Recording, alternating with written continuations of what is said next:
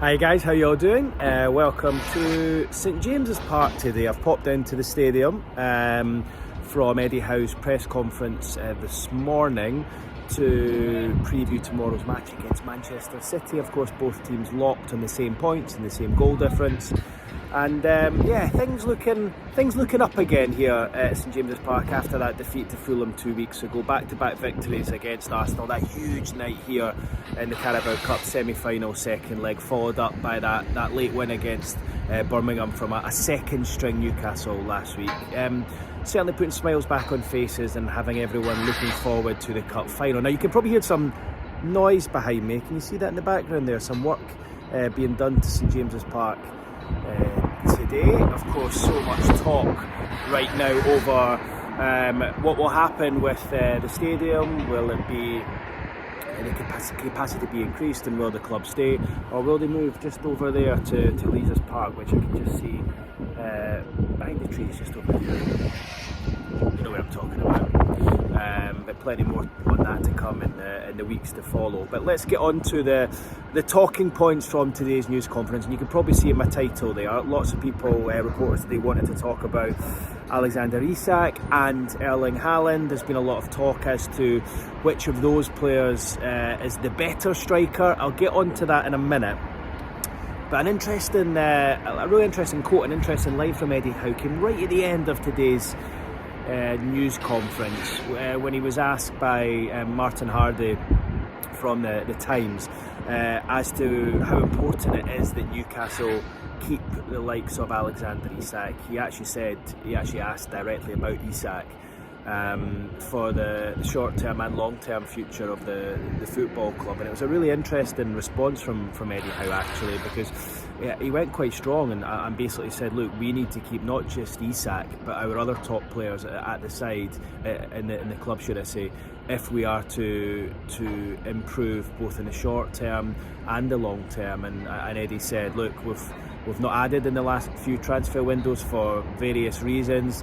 That can't continue. We need to continue to strengthen our squad. We need to bring in more top players if we're not just to keep these guys happy, the likes of Isak and Bruno and Tonali, not just to keep them happy but also to improve it as a team. He's used the word stale a couple of times in recent press conferences, and while I don't think he thinks it's gone stale, he is worried that things could become stale if Newcastle were to continue to fail to add. And look, I'm safe in the knowledge that Newcastle will add in the summer transfer window. I think the sales of both Almiron and Kelly in January, on the back of not spending last summer, I think will give Newcastle a decent platform to go and spend this summer, to the tune of what we don't yet know. We don't know how much Newcastle will have to spend, but I think there will be a decent pot of money there, given the PSR situation and the fact Newcastle haven't added really of any great significance in the last three windows. I think they'll be able to have a real go at it in the summer. And yeah, I thought it was unusual for Eddie to say that this morning, because he will be aware of that situation this summer, but I think it'll just be a reminder to the bosses, his bosses at the club, a reminder to the hierarchy at the club that look, they need to add to not just keep these guys happy, but to continue to improve as a football team. And look, he'll be feeling the pressure a little bit, because it falls on his head if results aren't going to plan, and he knows that things need freshened up. He said previously they need to, in his view, you need to add a new player every transfer window to keep the freshness. And of course Newcastle haven't managed to do that recently, so he knows that falls on him, that pressure if the results don't come. He would like that help from above, and I think it's just a timely reminder for Eddie ahead of the summer. Yes, it's still a number of months away, but a timely reminder that look, he and the players need some help, and they'll need some reinforcements in the summer, and I think that's clear for everybody to see. So look, I think the summer will be an interesting time, but of course we've got a number of interesting matches and moments to come before then, none more so than the Carabao Cup final in a month's time. And look, a real chance for Newcastle, not just to win the Carabao Cup, but to really go far in the FA Cup as well. A home draw against Brighton here at St James's Park in the next round in the last 16. That's been confirmed for Sunday, March the 2nd, a 1:45 kick-off. A home draw. Eddie said he couldn't have asked for much more than that a real chance to go through to the last 8, and with the likes of Liverpool, Arsenal, Chelsea, Spurs all out of there already, there's a real chance for Newcastle to go far in that tournament, and Eddie will be well aware of that. And there's an argument to say that with Liverpool still to play in the Carabao Cup final, I'm not saying there's a better chance for Newcastle to win the FA Cup, but there's only Manchester City of the top sides left in that, and if it was a one-off game against Man City or Liverpool right now, I would fancy Newcastle to beat Manchester City over Liverpool any day of the week, given City's struggles in recent times.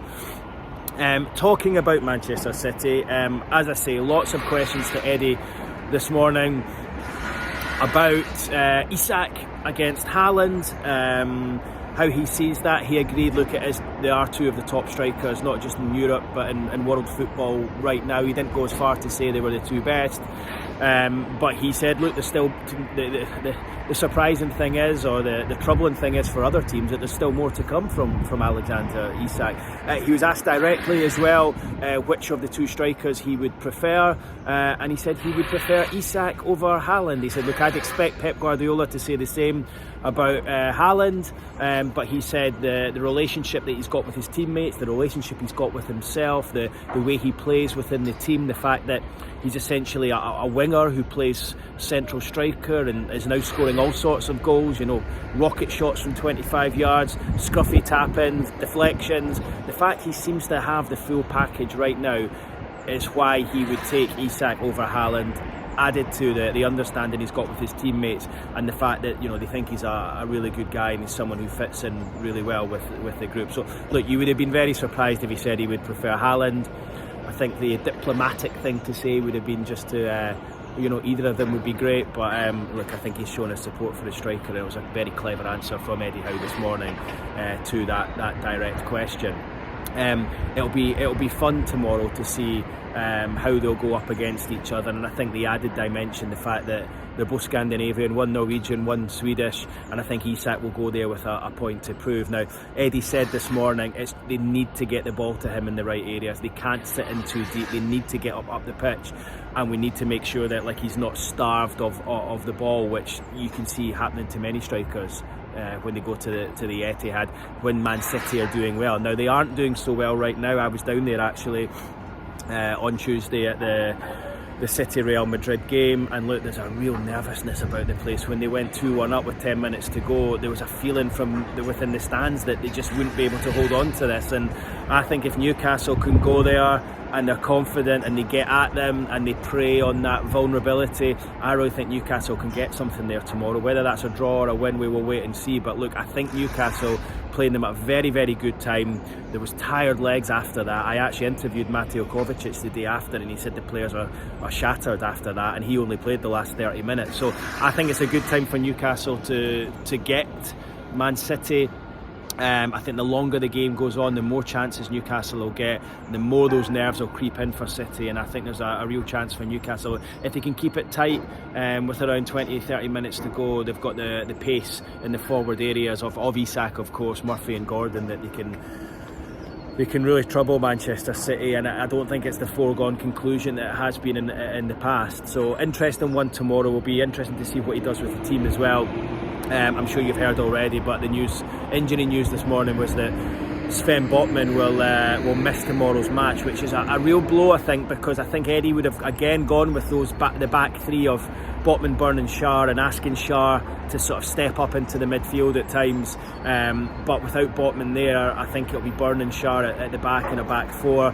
It doesn't sound like Burn is 100%. He had that scan on his groin injury, but it sounded the way Eddie was speaking this morning that he will play, and I think with obviously Botman missing the match, there will be a need to ensure that Burn plays. I would be surprised if it's a pairing of Schär and Kraft at the back.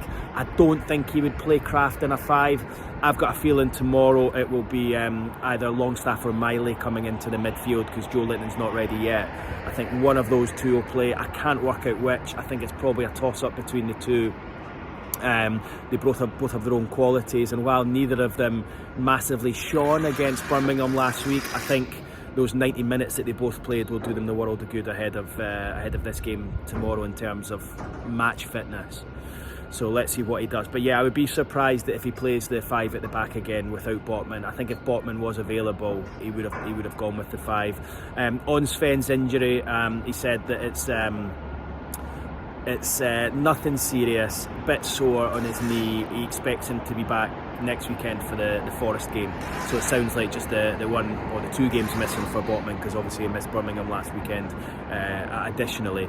Gordon fit to go. He said he's trained well this week. The scan showed no serious damage and he's raring to go. And I've mentioned Dan Burn already. Sounds as though he's like maybe 80 to 90% fit. You would imagine he'll bandage himself up and play again. And Eddie Howe agreed this morning he's probably Newcastle's player of the year so far this season, which is a big statement given how well Gordon's done recently, the goals that ISAK has scored, and how good Sandro Tonali has been. So yeah, that's the injury situation. And in further good news, he reckons Joe Linton will be back in time for the cup final. He thinks he'll probably be back earlier than anticipated, due to the fact he always wants to do a bit more. He always wants to challenge the guidelines, challenge the timeline to try and get back earlier. And it sounds as though Harvey Barnes isn't too far away either. Now whether that's next weekend against Nottingham Forest, or the Liverpool game after that, we must wait and see. But it sounds as though Barnes is going to be knocking on the door soon as well, which is good, because you want as many players back fighting, fit and available for the cup final, just to give you a strong bench to change the game if it's not going to plan.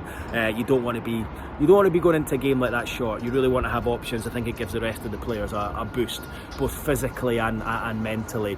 With regards to the cup final, I asked Eddie this morning whether the message to the players was,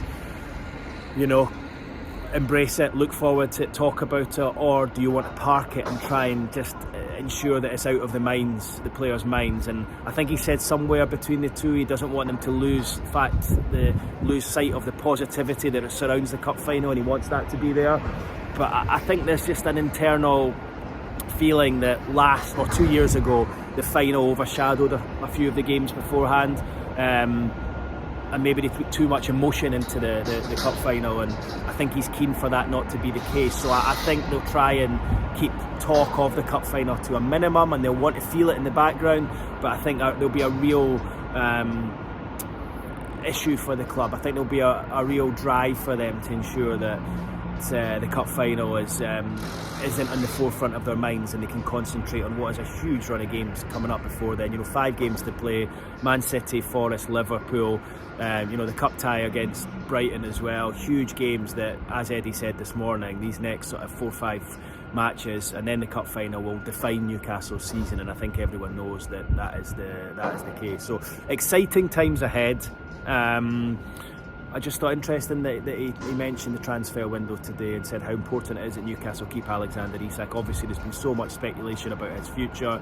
I honestly think if Newcastle were to qualify for the Champions League this season, I think keeping Isak will be a lot easier than if they were. And I think there'll be a bit of a challenge on your hands to keep him if you don't qualify for the Champions League. So that is why these matches against City, Forest and Liverpool coming up are crucial, because if you can come out of those with a decent haul of points, it puts you in a really strong position for the run-in towards the end of the season. So that's it from me, guys. Leave your thoughts on those below. I'm going to post another video tomorrow looking at my exclusive interview yesterday with Martin Dubravka, who gave the inside story as to why he stayed this January and revealed more about the contract talks that are taking place between him and the club about a stay here, for a longer term stay here at St James's Park. He also tells some nice stories about the cup final 2 years ago when he actually ended up getting a winner's medal for Manchester United. A weird feeling for him, I think, being down at Wembley that day, but he wants to make up for that, should I say, in a few weeks' time when he goes to Wembley and hopes to be in that Newcastle starting 11. Anyway, that's it from me, guys. Leave your thoughts from below, like and subscribe if you haven't done already, and I'll see you on the next one. Cheers now.